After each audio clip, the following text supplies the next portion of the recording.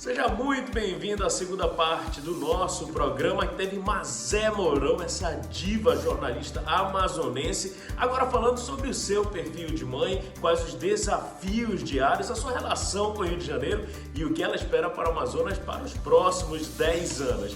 Lembrando que você acompanha o nosso programa aqui no Instagram, no Facebook, no YouTube e no podcast do Spotify. Roda a vinheta.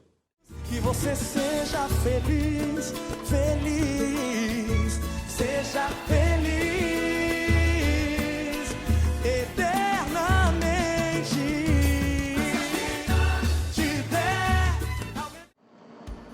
Mazé Mourão, hoje novamente conosco, falando sobre perfil, profissão, ser mãe, medo de Covid, tudo junto e misturado via Skype e aqui no nosso programa mais uma vez. Muito obrigado, Mazé, muito obrigado mesmo.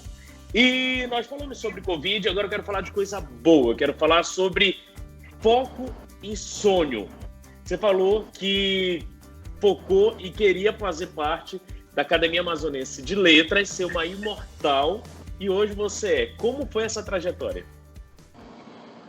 Foi muito incrível, né? A época eu ainda morava no Rio, quando eu recebi o convite para vir trabalhar em Manaus e exercer a profissão mesmo, que lá no Rio eu fazia jornalismo, mas como assessora de imprensa.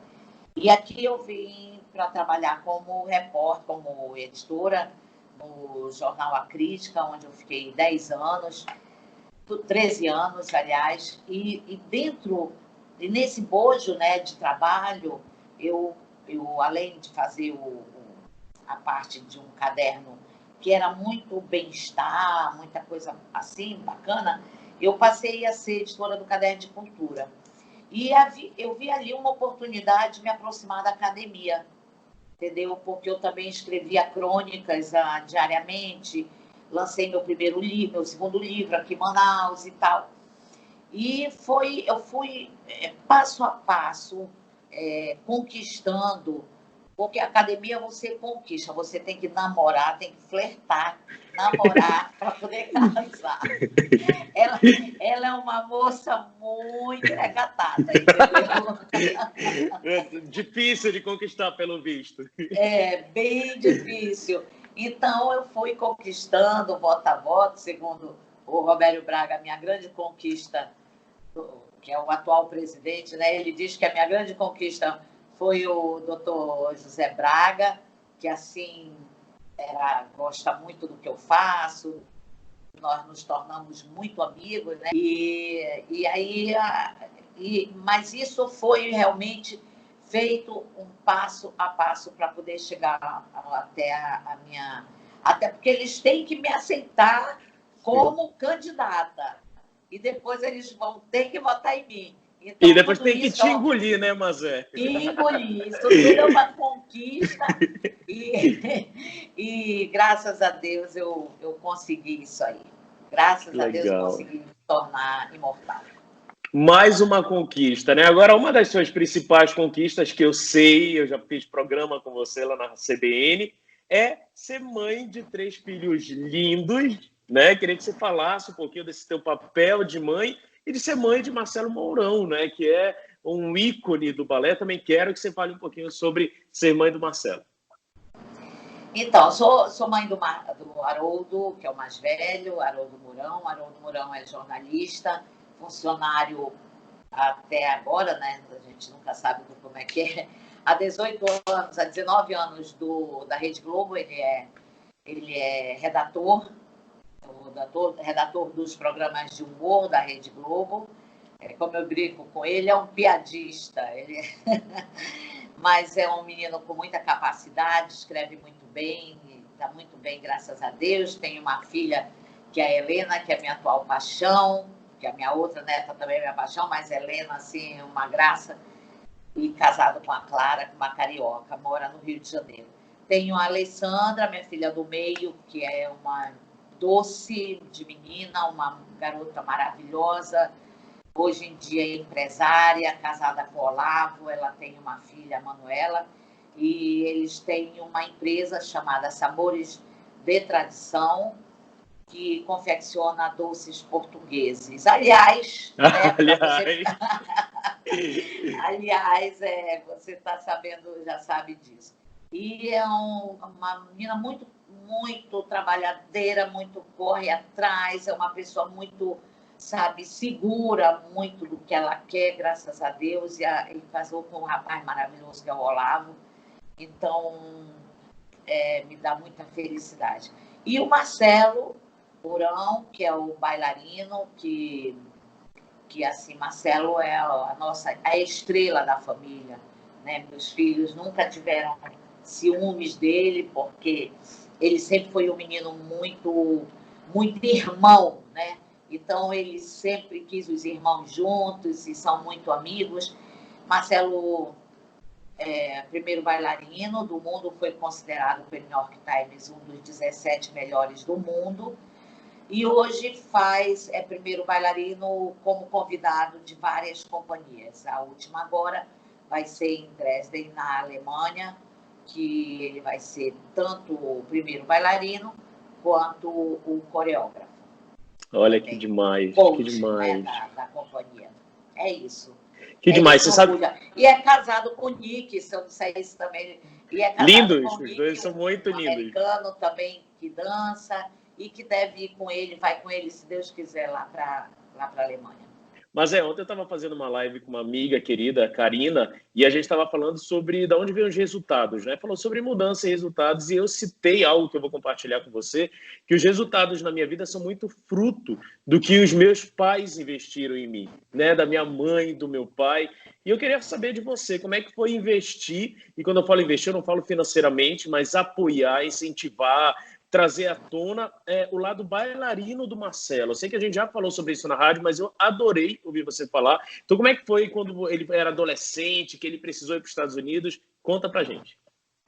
O Marcelo, a gente descobriu, né, que o Marcelo era bailarino com 5 anos de idade, porque a gente mudou para o Rio de Janeiro, e lá eu, com muito medo, para variar, né, da cidade, saindo de Manaus com 3 filhos, eu coloquei, além deles estudarem a escola fundamental normal, eles estudavam e faziam escolas particulares e faziam também academia. Então, minha filha fazia academia.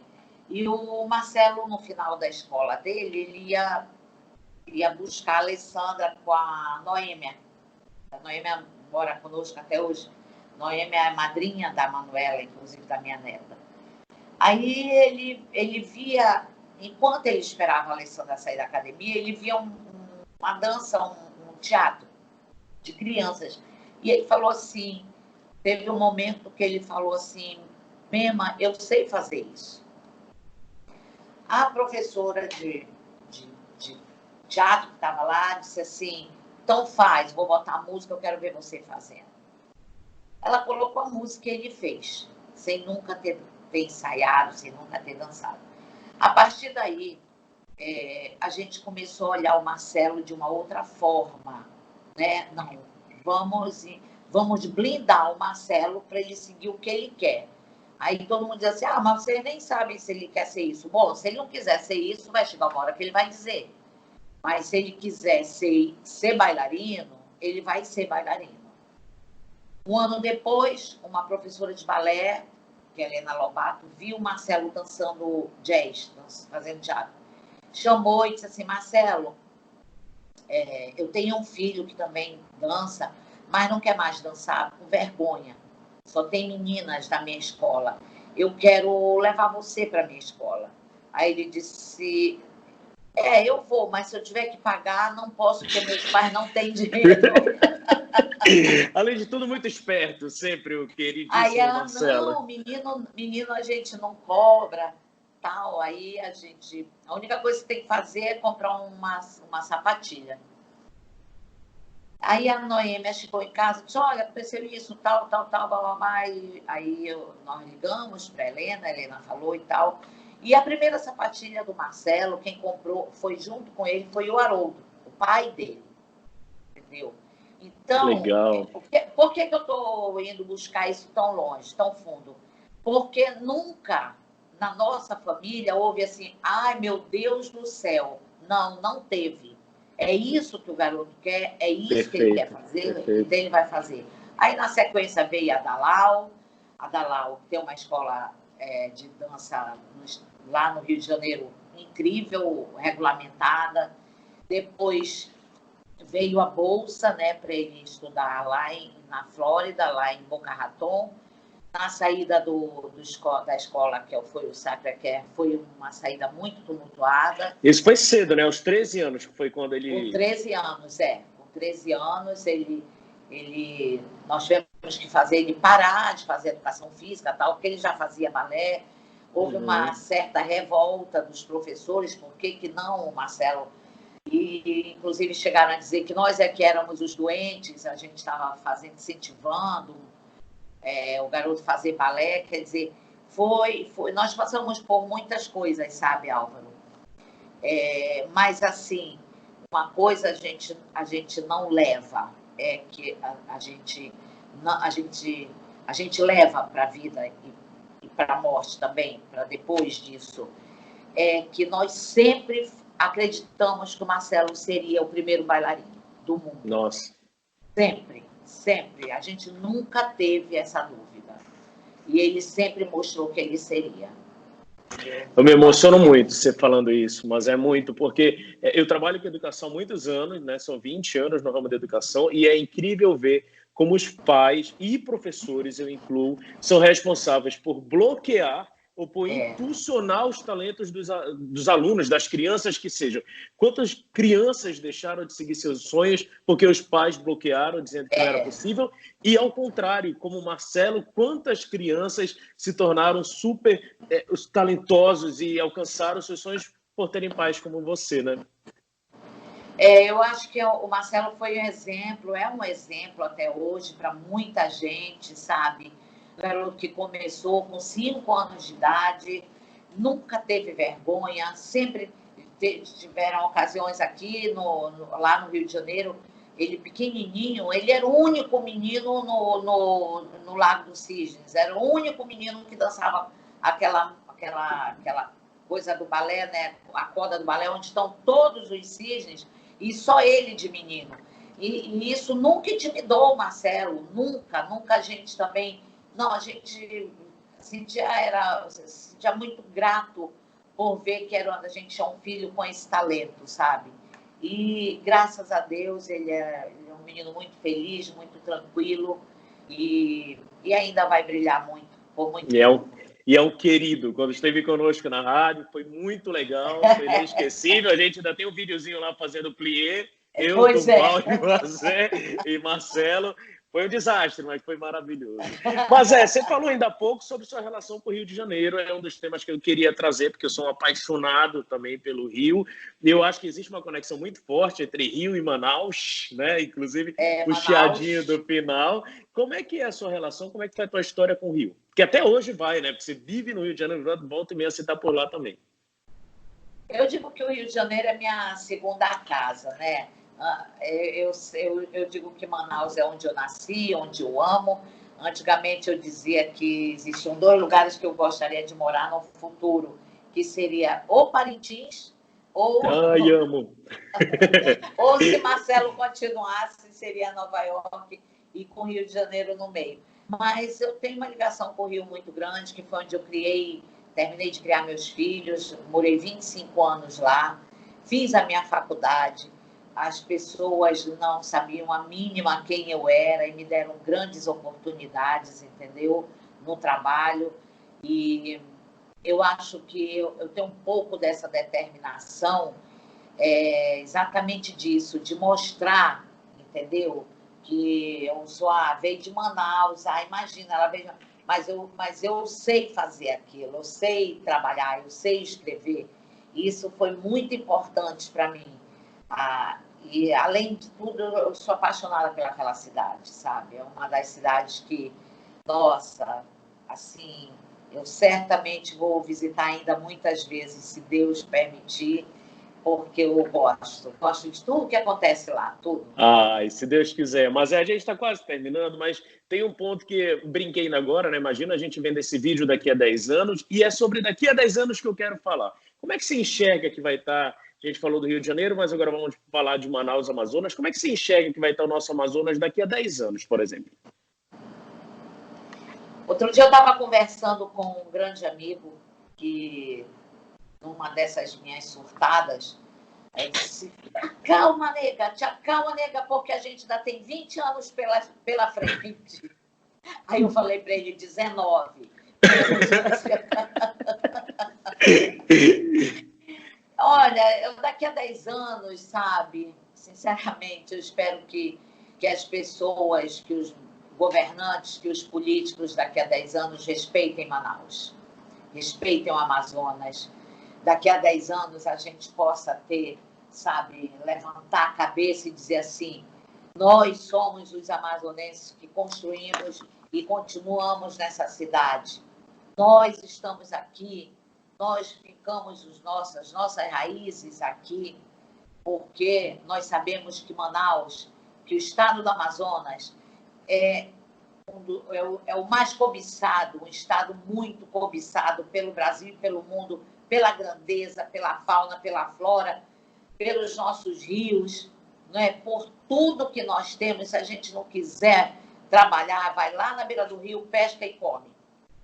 Entendeu? A gente vive aqui em Manaus, a gente tem onde viver, a gente não quer mais viver na cidade, vai para o interior desse, monta uma coisa lá e mora, porque tem espaço. Então, o que eu espero daqui a 10 anos, olhando esse nosso bate-papo, é que eu penso que daqui a 10 anos Manaus e o Amazonas como um todo tenha o respeito, sabe, dos políticos, das pessoas que mandam, das pessoas que aqui chegam e que elas respeitem Manaus. Respeitem que coisa boa. Comendo um peixinho assado e ouvindo muito Boi Caprichoso, é isso, né? Não! Eu sei, essa brincadeira. Mas eu sou garantidíssimo. Mas é super vermelho. Diferentemente de você, que é caprichoso. Temos nossas diferenças. Mas eu não tenho palavras para te agradecer. Meu primeiro projeto, né, que eu trago com esse intuito de levar histórias de pessoas que eu admiro. Então tem um nome muito sutil, né? As Meninas do Álvaro, mas é com muito carinho que quando eu pensei, eu falei: eu quero muito trocar essa ideia com a Mazé, porque ela é uma fonte inspiradora para muita gente, e eu quero te agradecer muito e pedir que você deixe uma mensagem para todo mundo. Bom, eu desejo como mensagem, quero fazer uma mensagem que talvez internalize para mim também, que medo a gente não vai deixar de ter, mas que a gente enfrente, sabe? Enfrente esse medo, com o peito aberto, ficando em casa, querendo que tudo isso acabe e que a gente se torne realmente novas pessoas, sabe? Com um novo coração, com uma nova mentalidade, onde o ser passe realmente trabalhado do que o ter. Que eu acho que esse vírus vem mostrar isso para a gente. Não adianta ter. Não adianta ter. Então, vamos trabalhar isso dentro da cabeça da gente, com as nossas famílias, com os nossos amigos, que o importante é ser. E para a gente continuar, a gente tem que ficar em casa, acreditar que tem que ficar em casa e fazer todos os mecanismos que estão dizendo aí. É isso. Teve dica, teve risada, teve emoção e teve muita verdade com Mazé Mourão. Até rimou. Minha amiga, obrigado. Amo você. Obrigado por ter aceito o convite. Olha aqui esse coração aqui, ó. Assim. Já é da grife? Já é da grife. Ah, isso é muito chique, mulher. Obrigado, Mazé. Beijo. Obrigada.